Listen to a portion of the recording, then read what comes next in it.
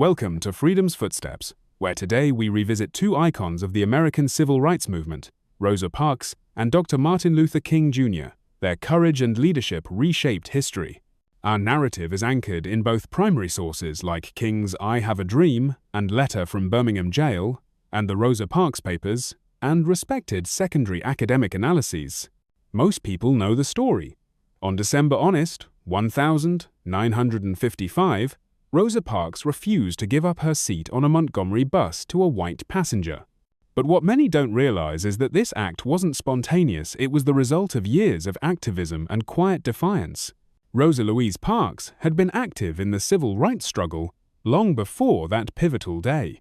In the early 1940s, she joined the Montgomery chapter of the NAACP, the National Association for the Advancement of Colored People, and by 1943, she became its secretary, a position she held for over a decade.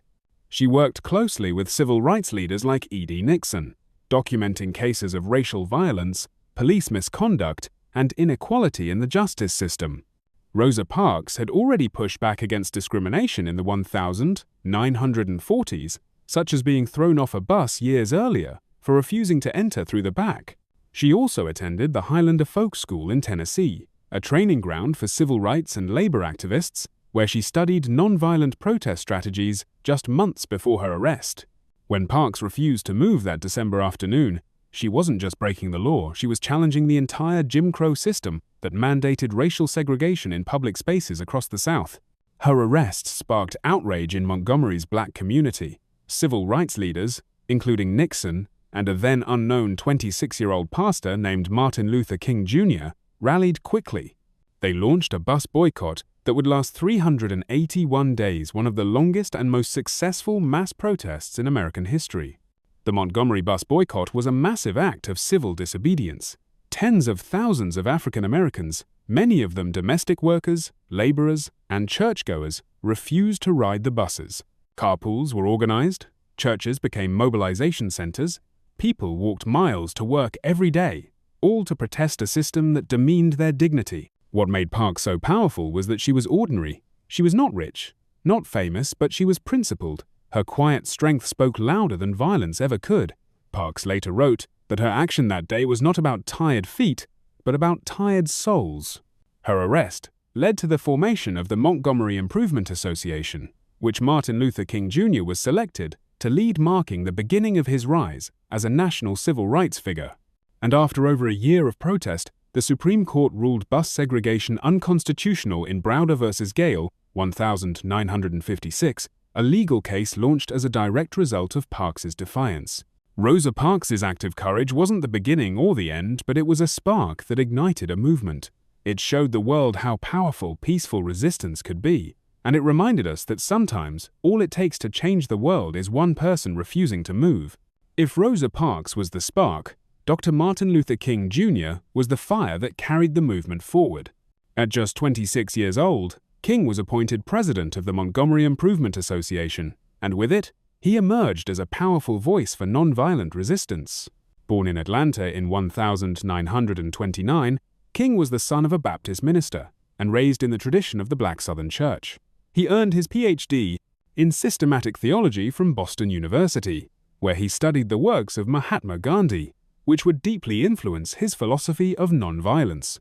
During the Montgomery Bus Boycott, King preached the gospel of peaceful protest drawing from Christian theology and Gandhian principles. He faced constant threats, including the bombing of his own home, but he refused to be moved by fear.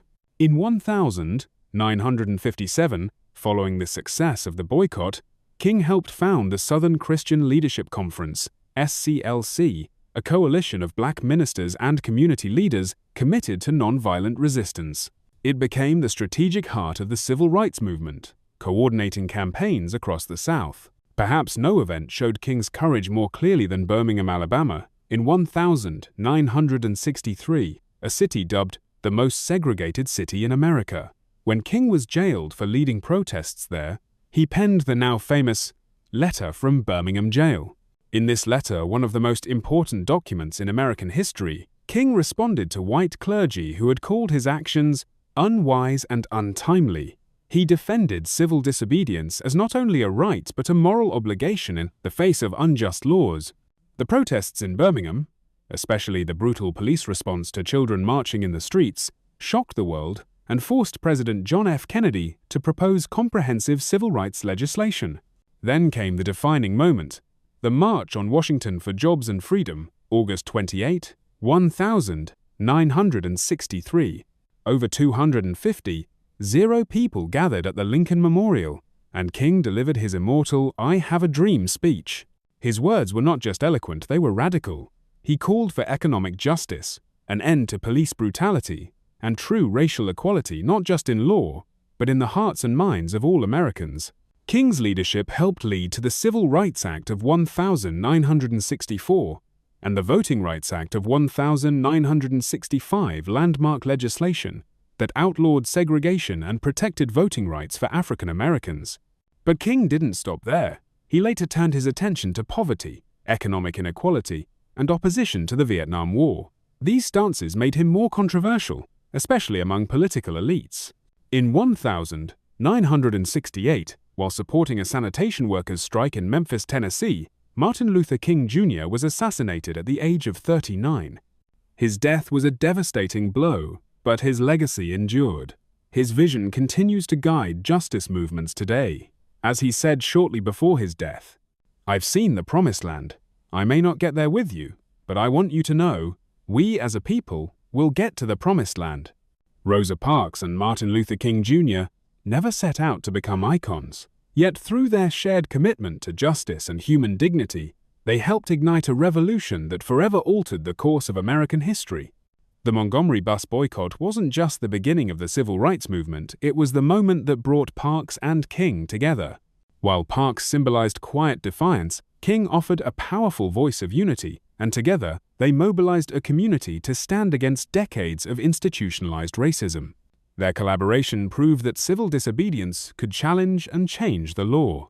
Their philosophies aligned deeply. Both believed that true justice had to be won without violence, rooted instead in the power of collective action, moral clarity, and spiritual strength. King and Parks' shared commitment helped inspire countless others: John Lewis, Fannie Lou Hamer, Diane Nash, and Bayard Rustin, all of whom continued the struggle, building on the foundation laid by the Montgomery movement. In 1964, King received the Nobel Peace Prize for his leadership in the civil rights movement, a recognition that further elevated the cause.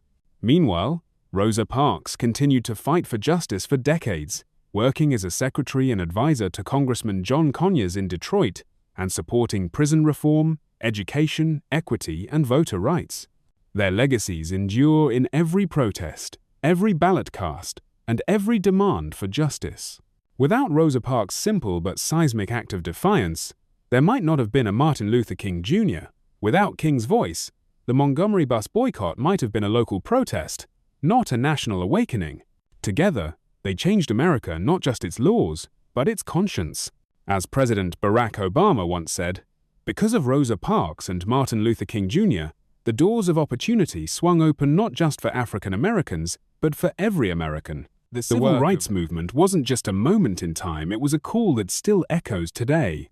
Rosa Parks' quiet defiance and Martin Luther King Jr.'s powerful dream remind us that courage can start with a single act, and justice is a journey we must all continue.